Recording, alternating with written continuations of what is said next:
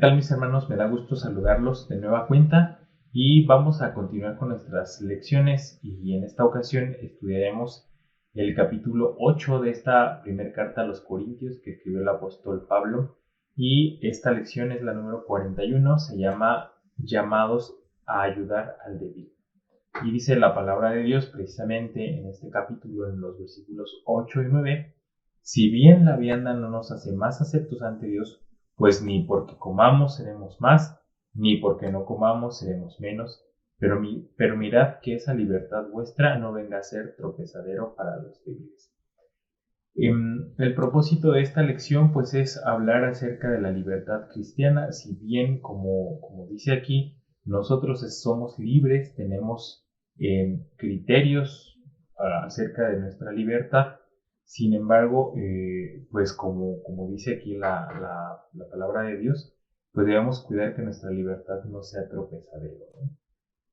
En este sentido, el apóstol Pablo pues toca un tema particular, que era el consumo de alimentos que habían sido sacrificados a los ídolos. Dice la palabra de Dios, hermanos, en el versículo 1, en cuanto a lo sacrificado a los ídolos, sabemos que todos tenemos conocimiento. El conocimiento envanece, pero el amor edifica. Así comienza el capítulo 8.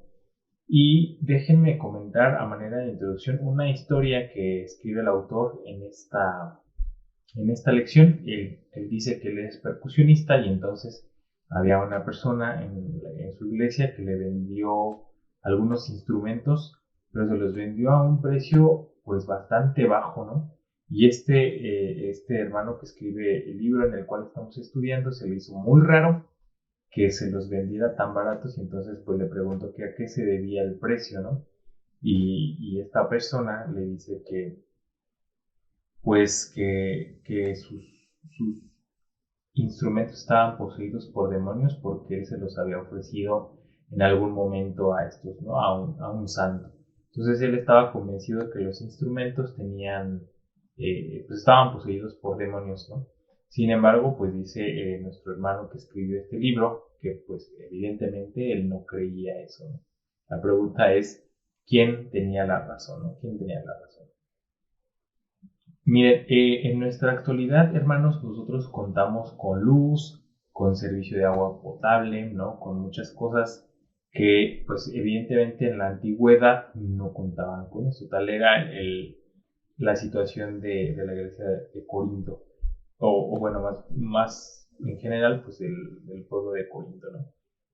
Hoy podemos agarrar un horno de microondas y cocinar lo que queramos, podemos agarrar una cazuela, un asador y prepararnos carne y así, ¿no? Pero en aquel tiempo no era así. En aquel tiempo la gente no podía como andar preparándose lo que quisiera para comer. Lo común es que la gente comía un pan, que es lo más cercano que tenemos hoy es como este pan integral que se hace con harina sin refinar, y le ponían algunos quesos, le ponían algunas legumbres, y ese era el alimento común, el alimento de todos los días de aquella gente, ¿no? No era como que el día de hoy comían bistec o un corte o lo que sea, ¿no? Ahora, cuando se comía carne, pues precisamente pues dependía del lugar donde uno viviera, ¿no? Las personas que vivían en los campos, pues a lo mejor tenían acceso a comer de los animales salvajes o de los animales domésticos que ellos mismos preparaban. Sin embargo, para la gente que vivía en la ciudad, pues rara vez esto podía ser una oportunidad, ¿no? De poder comer carne, de tener este lujo de comer carne. Entonces, uno de los pocos lugares en donde se podía comer carne en aquel tiempo, pues era en los templos, ¿no? En los templos que estaban dedicados a los dioses paganos. Debemos recordar que en estos templos se llevaban a cabo sacrificios hacia los dioses también. Pues ustedes saben que la teoría, perdón, ustedes, la cultura grecorromana, pues tenía muchos dioses, ¿no? Zeus, Afrodita, Apolos, y les daban también como su denominación. Por ejemplo, Apolos era el dios del sol y así. Entonces es común que en aquella época pues, se ofrecían estos sacrificios animalitos, y la carne que sobraba, pues los sacerdotes de los templos se quedaban con los mejores cortes, ¿no? Sin embargo, pues no se pueden quedar con todo el animal ya muerto. Entonces lo que hacían era como pues rematarlo a precios muy bajos, rematar la carne a precios muy bajos, porque pues tampoco tenían la posibilidad de guardarlos ahí en el templo, ¿no?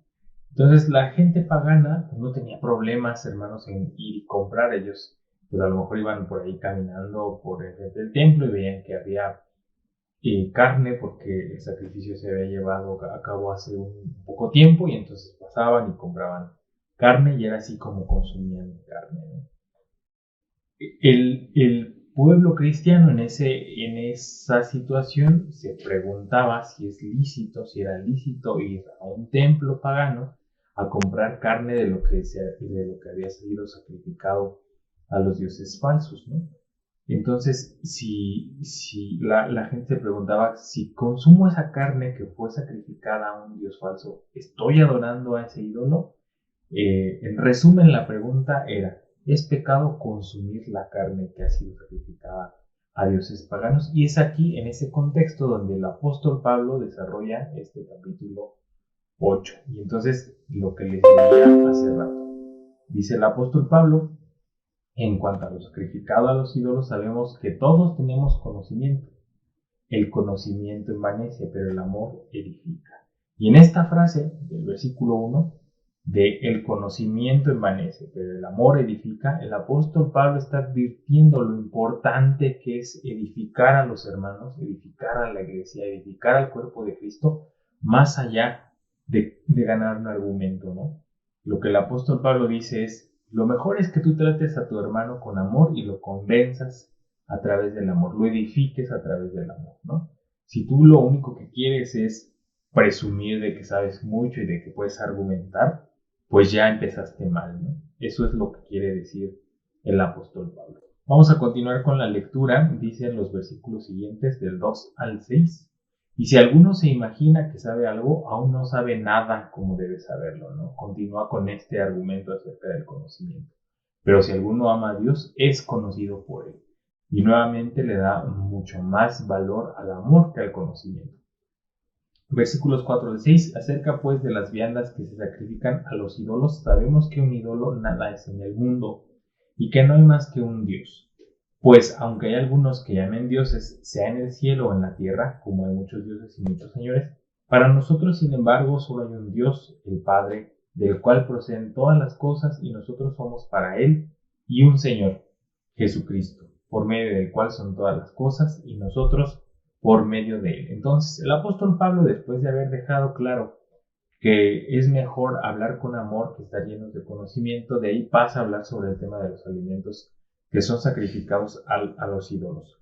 Y su exposición comienza reconociendo que hay un solo Dios verdadero, y eso lo deja muy claro. Por lo tanto, el argumento que debemos entender es que los alimentos que fueron sacrificados a los ídolos en realidad han sido ofrecidos a nada, ¿no? Porque no existen otros ídolos. Es decir, si Apolos no existe, por poner un ejemplo, la carne sacrificada en honor a Apolos ha sido sacrificada en vano. Él no la recibió porque ni siquiera existe. No pudo oler ese olor de la carne, no pudo, pues nada, ¿no? No pudo ver lo que ocurría porque Apolos no existe. Ahora bien, viene la segunda parte de la argumentación, en el versículo 7. Pero no en todos hay este conocimiento, porque algunos, habituados hasta aquí a los ídolos, comen como sacrificado a ídolos, y su conciencia, siendo débil, se contamina. Entonces, ya argumentó el apóstol Pablo, primero, que el amor debe ser, el amor debe ser la forma de convencer a la gente, ¿no? Más que el conocimiento. Luego ya dijo, miren, los dioses no existen, por lo tanto, lo que se les sacrifica, pues en realidad no se le hizo honor a nadie porque no existen, ¿no? Y luego dice, si bien los ídolos no existen, algunas personas que ya creían en el Evangelio en ese momento, en el pasado fueron devotas a esos dioses, en el pasado se ofrecieron, se rindieron a esos dioses, por lo tanto, Ellos creen que están haciendo idolatría y esa idolatría contamina sus mentes y sus corazones. Eso es lo que dice el apóstol Pablo en el versículo 7. Pablo tiene para él es claro que comer la vianda, o sea, la carne sacrificada a los ídolos, no tiene un impacto espiritual. No hay una afectación en nuestro espíritu. No pasa absolutamente nada, ¿no? Ni porque comamos seremos más, como decía nuestro texto clave, ni porque no comamos seremos menos. Y eso es lo que dice el versículo 8. Si bien la vianda no nos hace más aceptos ante Dios, pues ni porque comamos seremos más, ni porque no comamos seremos menos. Lo que el apóstol Pablo dice es, además da igual, o sea, no pasa nada, tampoco tienes por qué envanecerte, dice, si no comes, no eres menos, y si comes, no eres más, ¿no? Entonces, ni el que comía tendría que preocuparse por haber comido, ni el que no comía tenía que sentirse más orgulloso porque no había comido, ¿no? Eso es lo que dice el versículo 8. Y el versículo 9 que también leímos al principio dice, pero mirad, que esta libertad vuestra no venga a ser tropezadero para los débiles. Y es aquí el punto clave de nuestra lección.